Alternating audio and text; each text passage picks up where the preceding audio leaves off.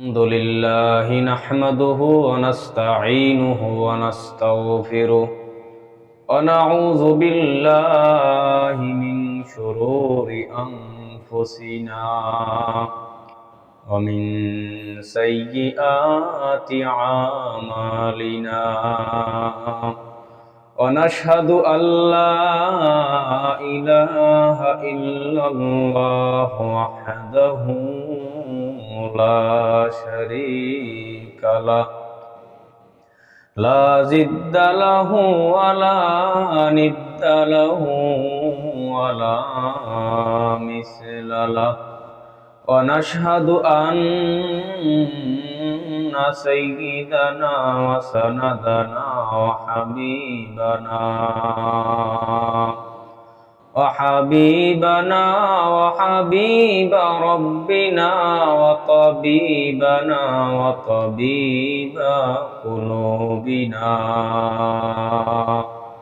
وطبيب قلوبنا ومولانا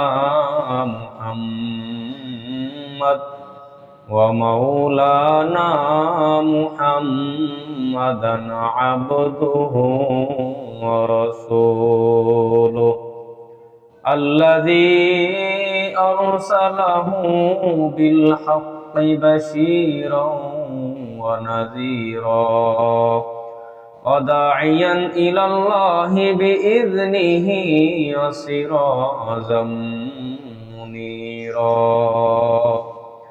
اللهم صل على سيدنا محمد النبي الأمي وعلى آله وسلم تسليما وبعد فأعوذ بالله من الشيطان الرجيم بسم الله الرحمن الرحيم قل إن صلاتي ونسكي ومحياي ومماتي لله رب العالمين وقال النبي صلى الله عليه وسلم أخلص دينك يكفيك العمل القليل أو كما قال النبي عليه الصلاة والسلام صدق الله مولانا العظيم وصدق رسوله النبي الأمي الكريم ونحن على ذلك من الشاهدين والشاكرين والذاكرين والحمد لله رب العالمين قالوا سبحانك لا علم لنا إلا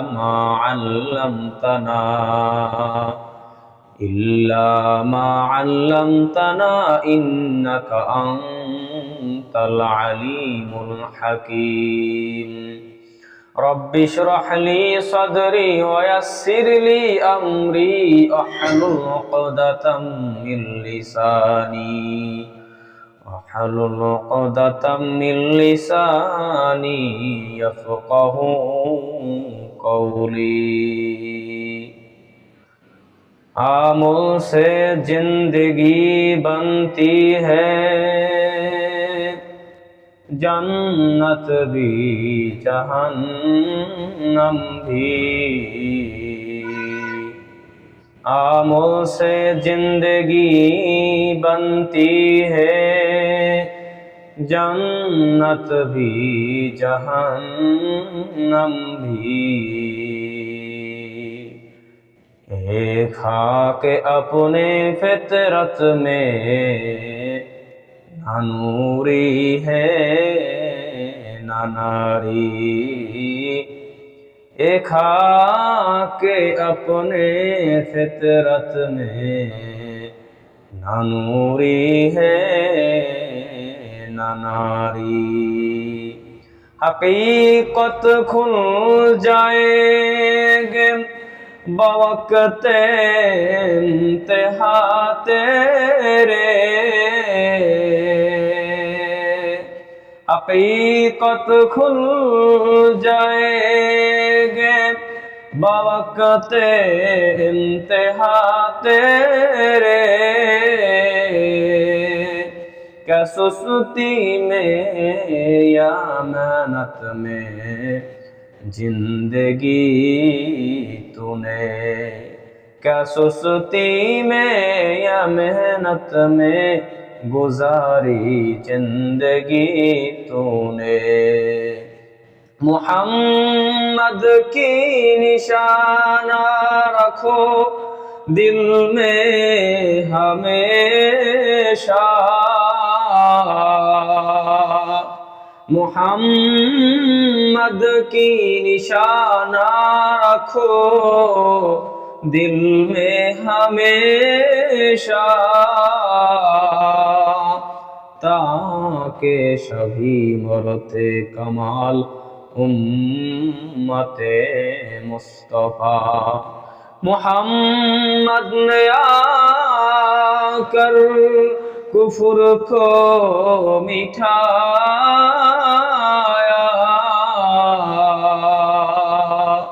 मोहम्मद ने आकर कुफ्र को मिटाया, कुफ्र को मिटाकर सदाकत बताया, कुफ्र को मिटाकर सदाकत बताया।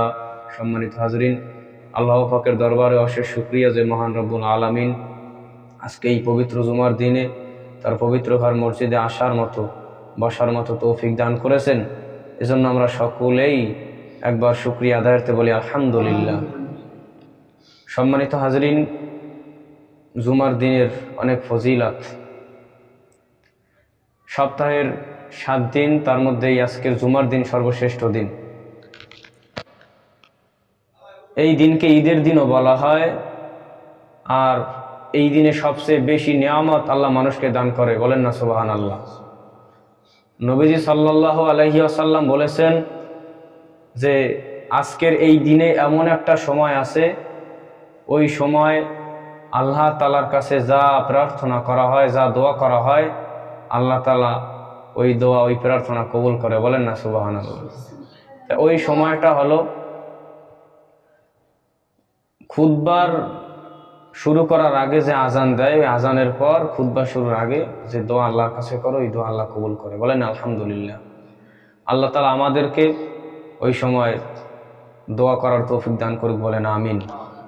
সম্মানিত হাজরিন, আজকে আলোচনা আজান ও জামাত নিয়ে, নামাজের জামাত এবং আজান।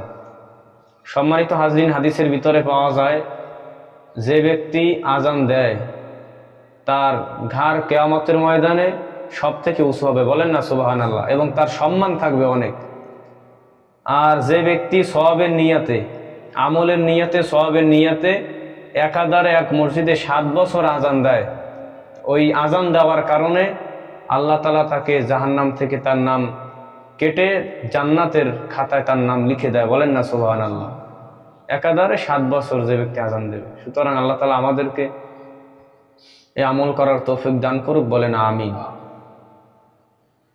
মসজিদে আজান হয়, হাদিসের ভিতর এসেছে যে মসজিদে আজান হয়, আজান শুনিয়াও যে মুসলমান মসজিদে আসে না, আজান শুনিয়াও যে মুসলমান মসজিদে আসে না, তার সে যদি একাকী নামাজ আদায় করে সেই নামাজ পরিপূর্ণ হবে না, সহি হবে না।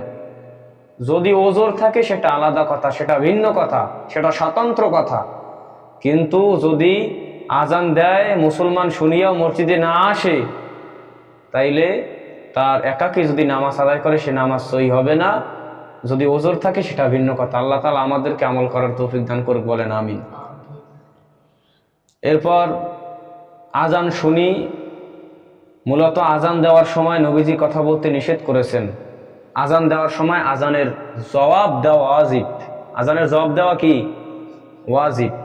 কিন্তু আজকের দেখা যায় আজান হয় মসজিদের মাইকে, কিন্তু আমরা কথা বলতেছি আমাদের, কিন্তু এটা করা যাবে না। আজানের সময় আজানের জবাব দিতে হবে। ওয়াজিব, ওয়াজিব মানে বুঝেন, ওয়াজিব মানে ফরজ, ফরজের কাছাকাছি, মানে ওয়াজিব হইল ফরজের কাছাকাছি, মানে আজানের জবাব দেওয়া ওয়াজিব করতেই হবে, করতেই হবে।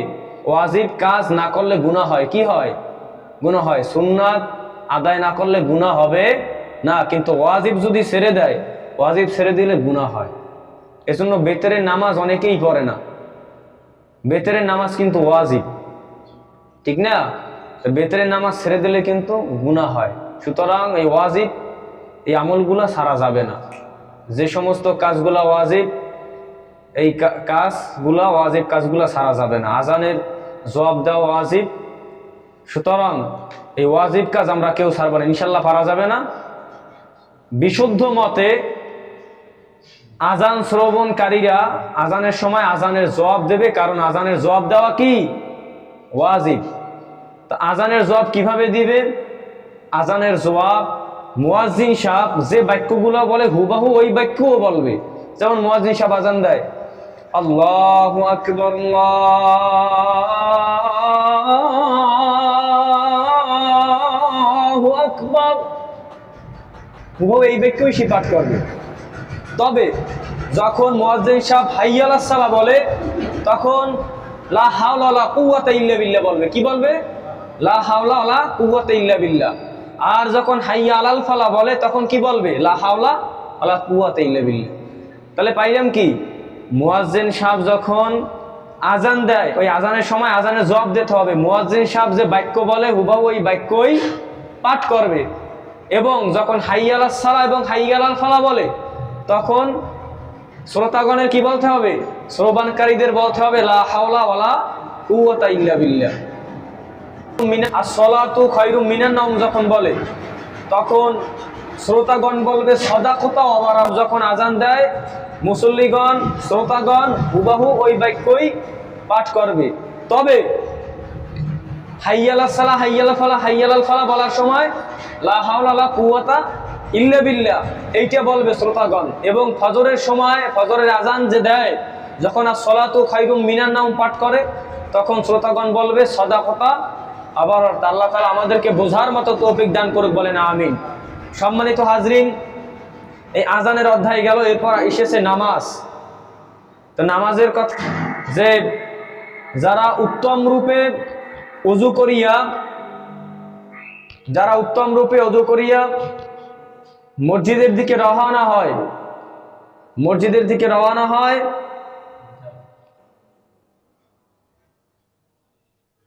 তার প্রত্যেকটা কদমে নেকি বৃদ্ধি পায়। বলেন না সুবহানাল্লাহ।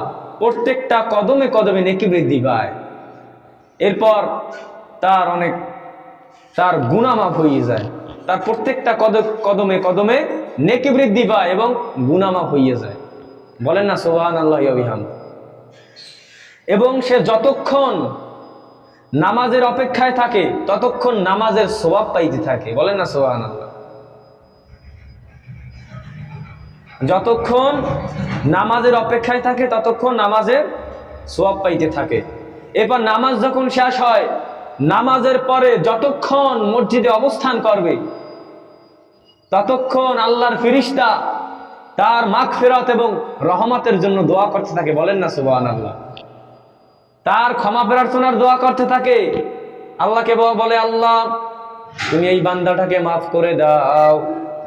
এ মসজিদে অবস্থান করেছে, নামাজ পড়েছে, নামাজ শেষে আল্লাহ আবার মসজিদে অবস্থান করতেছে। আল্লাহ তুমি এর গুনাহগুলি মাফ করে দাও আর রহমত দান করো। এই ফেরেশতা দোয়া করতে থাকে। বলেন না সুবহানাল্লাহ। সুতরাং জামাত তরক করা যাবে না। ওজরে মাকুল ছাড়া জামাত কোনো মতেই তরক করা যাবে না।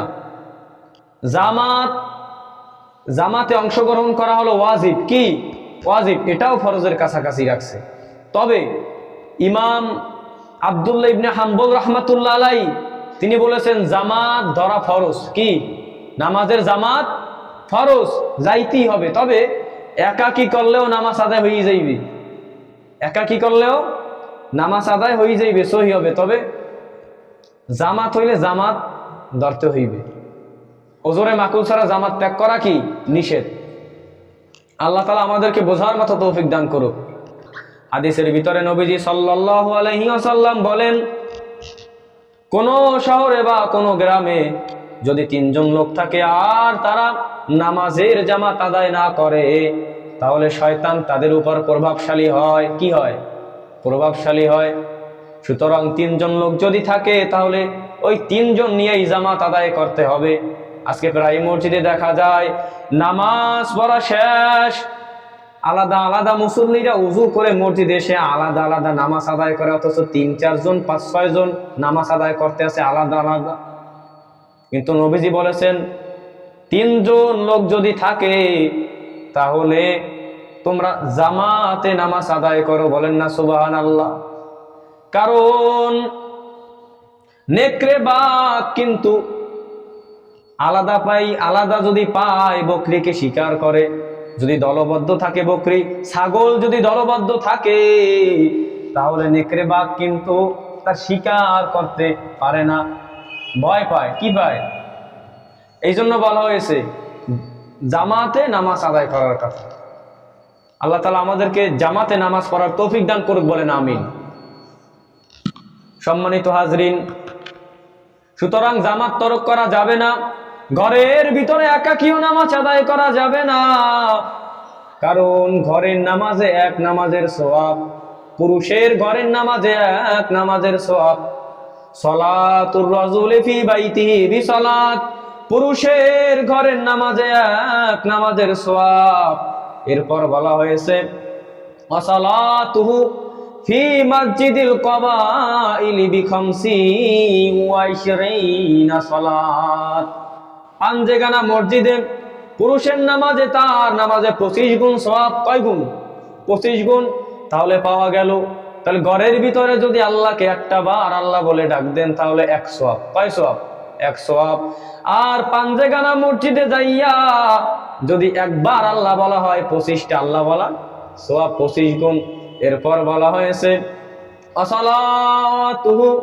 ওয়াসালাতুহু ফি মসজিদিল্লাযী ইউজাম্মাউ বিখামসি মিআতা সালাতি ওয়া সালাত। বলেন না সুবহানাল্লাহ।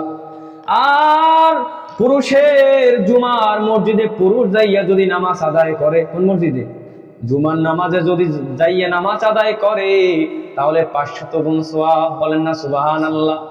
তাইলে পাওয়া গেল জুমার মসজিদে যদি আইসা একবার আল্লাহ বলা হয় 500 গুণ সওয়াব। সুবহানাল্লাহ। এরপর বলা হয়েছে ফি মসজিদিল আকসা, ফি মসজিদিল আকসা বিখামসিনা আলফা সালাত, মসজিদে আকসায় নামাজে 50,000 গুণ সওয়াব। বলেন সুবহানাল্লাহ। কত গুণ সওয়াব? কোথায়? মসজিদে আকসায়। এরপরে বলা হয়েছে ওয়াসালাতুহু ফি মসজিদি, নবী বলেন আমার মসজিদে বিখামসিনা আলফা সালাত, 50,000 গুণ সওয়াব। বলেন না সুবহানাল্লাহ। নবীজির মসজিদ মানে কি?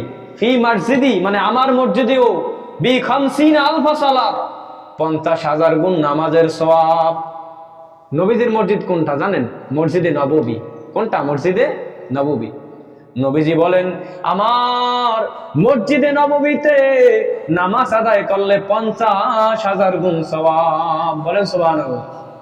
এরপরে হাদিসের ভিতরে বলা হয়েছে ওয়াসালাওয়াতুহু ফি মসজিদিল হারামি, ফি মসজিদিল হারামি বিমিআতি আলফি সালাত, আর মক্কায় মসজিদে হারামে নামাজে তার নামাজে 1 লক্ষ গুণ সওয়াব। সুবহানাল্লাহ। সুতরাং জামাতে নামাজ আদায় করার ফজিলত অনেক না, এজন্য জামাত তরক করার কোনো সুযোগ নাই। আপনি ঘরে বসে নামাজ পড়বেন, ওইটা আল্লাহর কাছে প্রিয় না, তবে নামাজ হবে, নামাজ হবে কিন্তু 1 নামাজের সওয়াব, ওইটা আল্লাহর কাছে বেশি প্রিয় না। আপনি মসজিদে আইসা নামাজ আদায় করবেন 500 গুণ সওয়াব। তা কোনটা উত্তম? ঘরে নামাজ উত্তম না মসজিদে উত্তম? ঘরের মধ্যে তো নামাজ পড়বে মহিলারা, স্ত্রী লোকেরা, ঠিক কিনা বলেন? ঘরের মধ্যে নামাজ পড়বে কারা? মহিলারা। বিনা ওজরে ঘরের মধ্যে নামাজ পড়া জায়েজ নাই, এক কথা। কারণ ইমাম আহমদ ইবনে হাম্বল রাহমাতুল্লাহ এর মতে ফরজ, সুতরাং এক্ষেত্রে কি জায়েজ নাই। কথা ক্লিয়ার? এই জন্য মসজিদে এসে নামাজ পড়বে ইনশাল্লাহ, পারা যাবে না ইনশাল্লাহ। স্ত্রী লোকেরা ঘরের ভিতরে নামাজ আদায় করবে। স্ত্রী লোকের ঘরের নামাজ তার বাড়ির আঙিনা থেকে উত্তম। কোন থেকে উত্তম? বাড়ির আঙিনা থেকে উত্তম। আর ঘরের মধ্যে নামাজ তার কুঠুরির নামাজ তার ঘরের মধ্য থেকে উত্তম। বলেন না সুবহানাল্লাহ। কুঠুরির নামাজ মানে একটা নির্দিষ্ট স্থানে কুঠুরি, তার যে ঘর, এই ঘরের মধ্য থেকে উত্তম। বলেন না সুবহানাল্লাহ। ঘরের থেকে উত্তম। আল্লাহ তাআলা আমাদেরকে আমল করার তৌফিক দান করুক। এই জন্য জামাতে নামাজ পড়া লাগবে কি লাগবে না বলেন? জামাতে নামাজ পড়বেন, অনেক সওয়াব। বলেন না সুবহানাল্লাহ। জামাতে নামাজ আদায় করা লাগবে। এমনকি অন্য রিওয়ায়াতের মধ্যে হাদিসে পাওয়া যায়, যদি কোনো পুরুষ ঘরে নামাজ আদায় করে তার ঘরে আগুন জ্বালাইয়ে দাও। শুনছেন কিনা? সুতরাং জামাতে এসে নামাজ পড়তে হইবে। মুয়াজ্জিন সাহেব আজান দেয়, তার কোনো ঠেকা আছে? আপনাকে ডাকে নামাজের দিকে, আপনি তা শুনেও নামাজে আসেন না কেন? এই যে জুমার আজান হয়ে গেছে, এখনো দেখবেন অনেক মানুষ কাজ করবে লিপ্ত। অথচ আমি এই মসজিদে বসে অনেক আগে আলোচনা করছিলাম যে জুমার দিনে সর্বপ্রথম যে মসজিদে আসবে তার একটা উট কোরবানি করলে যে সওয়াব, সেই সওয়াব তার আমলনামায় দান করা হয়। বলেন না সুবহানাল্লাহ। বলেছিলাম না জুমার মসজিদে যে জুমার নামাজের জন্য যে প্রথমে মসজিদে আসবে তার আমল নামায় একটা উট কোরবানি করলে যে সওয়াব দেওয়া হয়, তার আমল নামায় সেই সওয়াব দেওয়া হয়। বলেন না সুবহানাল্লাহ। দ্বিতীয় ব্যক্তি যে প্রবেশ করবে তার আমল নামায় একটা বাকরা, গরু কোরবানি করার সওয়াব লিখে দেওয়া হয়।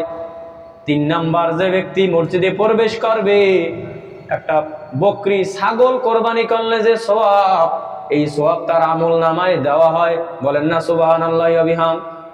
চতুর্থ নাম্বারে একটা মুরগি, কি এটা মুরগি দান করলে যে সওয়াব, এই সওয়াব তার আমল নামায় দেওয়া হয়। চতুর্থ ব্যক্তি যে মসজিদে প্রবেশ করবে জুমার দিনে জুমার নামাজ পড়ার জন্য। বলেন না সুবহানাল্লাহ। পঞ্চম নাম্বারে বলা হয়েছে একটা ডিম দান করলে যে সওয়াব। পঞ্চম নাম্বারে যে ব্যক্তি মসজিদে প্রবেশ করবে তার আমলনামায় একটা ডিম দান করলে যে সওয়াব, সেই সওয়াব দান করা হয়। সুতরাং আজকে এই মসজিদে যে আগে প্রবেশ করেছেন তার আমলনামায় নবীজির হাদিস যদি সত্য মনে করে থাকেন, তার আমলনামায় একটা উট কোরবানি করার সওয়াব লিখে দেওয়া হয়েছে। দ্বিতীয় নাম্বারে যে ব্যক্তি এই মসজিদে প্রবেশ করেছে তার আমল নামায় একটা গরু কোরবানি করার সওয়াব লিখে দেওয়া হয়েছে। বলেন না সুবহানাল্লাহ। তাহলে এটা আমরা জেনেও কেন নামাজে দেরি করি? আসলে জাহান্নাম আমরা নিজের হাতে যদি কামাই করি, আল্লাহ আমাদের কেমনে জান্নাত দেয়, ঠিক কিনা বলেন? জাহান্নাম আমরা নিজের হাতে কামাই করি, অথচ আল্লাহ কিন্তু আমাদেরকে জাহান্নামে দিতে চায় না, ঠিক কিনা বলেন? আল্লাহ আমাদেরকে জাহান্নাম দিতে চায় না, কারণ আল্লাহ তাআলা কয় আমি মুমিনের জান মাল কিনে নিয়েছি, বিনিময়ে মুমিনকে জান্নাত দিয়েছি। বলেন সুবহানাল্লাহ। দুনিয়ার মানুষের কাছে টাকা পয়সা হলো মুদ্রার নাম, টাকা পয়সা কি? আর আল্লাহ আরো একটা মুদ্রা আছে, ওই মুদ্রার নাম হলো জান্নাত। বলেন না সুবহানাল্লাহ। এই জন্য আল্লাহ তাআলা বলেন আমি মুমিনের জান মাল কিনে নিয়েছি আর বিনিময়ে মুমিনকে জান্নাত দিয়েছি। এখন জাহান্নাম যদি আমরা নিজের হাতে কামাই করি, তাইলে আল্লাহ কেমনে জান্নাত দেবে, ঠিক কিনা বলেন? অথচ আল্লাহ কিন্তু চায় তার একটা বান্দাকেও জাহান্নামে যেতে আল্লাহ চায় না। আল্লাহ তার প্রত্যেকটা বান্দাকে, নবীর উম্মতকে আল্লাহ জান্নাতে দিতে চায়। আল্লাহ চায় না। আল্লাহ বান্দাকে ডাকে উদউনি আস্তাজিব লাকুম, যে বান্দা একটা আমাকে ডাক দাও, আমি তোমার ডাকে সাড়া দিব। বলেন না সুবহানাল্লাহ। যে একটা ডাক দাও, আমি তোমার ডাকে সাড়া দেব। একটা ডাক দাও, বলেন না সুবহানাল্লাহ। আল্লাহর কত মায়া, ঠিক না? আল্লাহর কত মায়া, আল্লাহ আমাদের কত মহব্বত করেন। এই আসমান জমিন আল্লাহ বানাইছে 6 দিনে। কয় দিনে? ফি সিত্তাতি আইয়াম। আল্লাহ আসমান জমিন বানাইছে 6 দিনে। আর আমার মতো আপনার মতো মাত্র এক হাতের বান্দাটাকে আল্লাহ মায়ের গর্ভে বানাইতে সময় নিয়েছে 10 মাসেরও বেশি, ঠিক কিনা বলেন? আল্লাহ এই দুনিয়ার আসমান জমিন বানাইছে 6 দিনে। আর আল্লাহ আমাকে আপনাকে মহব্বত করে দেখেই তো আল্লাহ আপনাকে আমাকে বানাইতে সময় নিয়েছে অনেক সময় মায়ের গর্ভে, ঠিক কিনা বলেন? অথচ ফাআম্মা মান তাগা ওয়া আসারাল হায়াতাদ দুনিয়া ফাইনাল জাহিমা হিয়াল মাওয়া। সুতরাং আল্লাহকে ভালোবাসা লাগবে কি লাগবে না? দুনিয়াকে বেশি প্রাধান্য দেওয়া যাবে? আল্লাহর না শুকরিয়া আদায় করা যাবে না? আল্লাহর শুকরিয়া আদায় করতে হবে। যারা দুনিয়াকে বেশি প্রাধান্য দেয় আর আল্লাহর নাফরমানি করে চলে, আল্লাহর না শুকরিয়া আদায় করে, তাদের স্থান হলো জাহান্নামের বাসস্থান। বলেন না নাউজুবিল্লাহ। আল্লাহ তাআলা আমাদেরকে বোঝার এবং উপলব্ধি করার তৌফিক দান করুক, বলেন আমিন। সম্মানিত হাজরিন, আমি খুতবার ভিতরে আয়াত তেলাওয়াত করেছি। আল্লাহ তাআলা বলেন, কুল ইন্না সলাতি ওয়া নুসুকি ওয়া মাহইয়ায়া ওয়া মামাতি লিল্লাহি রাব্বিল আলামিন। বলেন না সুবহানাল্লাহ। আল্লাহ তাআলা বলেন, হে নবী আপনি বলিয়া দিন, নিশ্চয়ই সলাতি বান্দার নামাজ, ওয়া নুসুকি এবং বান্দার কুরবানি, ওয়া মাহইয়ায়া এবং বান্দার জীবন, ওয়া মামাতি এবং বান্দার মরণ, লিল্লাহি রাব্বিল আলামিন, লিল্লাহি রাব্বিল আলামিন, একমাত্র আল্লাহর জন্য। কার জন্য? জগৎ সমূহ প্রতিপালকের জন্য। বলেন না সুবহানাল্লাহ। অর্থাৎ আমি নামাজ আদায় করি, আমি কোরবানি দেই, আমি যা কিছুই করি, আমার জীবন আমার মরণ সব কিছু কার জন্য? আল্লাহর জন্য। কার জন্য? আর আমার নামাজ, আমার রোজা, আমি এই যে আপনাদের মাঝে আলোচনা করতেছি, এই আমার আলোচনাও যদি আল্লাহর জন্য না হয়, এই আলোচনার দ্বারা আমি জাহান্নামী হয়ে যাব। কোথায় হয়ে যাব? জাহান্নামী হয়ে যাব। কিয়ামতের ময়দানে 3 শ্রেণীর লোকদের ডাকা হবে। প্রথম, এর মধ্যে 1 নম্বরে ডাকা হবে আলেমদেরকে। কাদেরকে? আলেম। আল্লাহ তাআলা বলবেন, আমি যে দুনিয়ায় তোমাকে নেয়ামত দান করেছি, এই নেয়ামতের শুকরিয়া আদায়ের জন্য তুমি কি আমল করে এসেছো? ওই আলেম সাহেব বলবে, আল্লাহ তুমি আমাকে দিন বড় আলেম বানাইছো, আমি এই নেয়ামতের শুকরিয়া আদায়ের জন্য আমি মানুষের কাছে যাইয়া দ্বীনের দাওয়াত দিয়েছি। বলেন না সুবহানাল্লাহ। আমি নিজে কোরআন শিখছি, অন্যকে কোরআন শিখাইছি। বলবে, আল্লাহ আমি আপনার জন্যই করেছি। আল্লাহ তখন বলবেন, না তুমি তা আমার জন্য করো নাই, বরং তুমি এজন্য করেছো যাতে দুনিয়ার মানুষ তোমাকে বড় আলেম সাহেব বলে, আলেম বলে সুখ্যাতি করে, দুনিয়ার মানুষ তোমাকে সম্মানের চেয়ার আগায়া দেয়। তুমি তা আমার জন্য করো নাই, বরং তুমি তা এজন্য করেছো যাতে মানুষ তোমাকে বাহাদুর বলে সুখ্যাতি করে। সুতরাং তুমি যাও, জাহান্নামে যাও। ঠিক কিনা?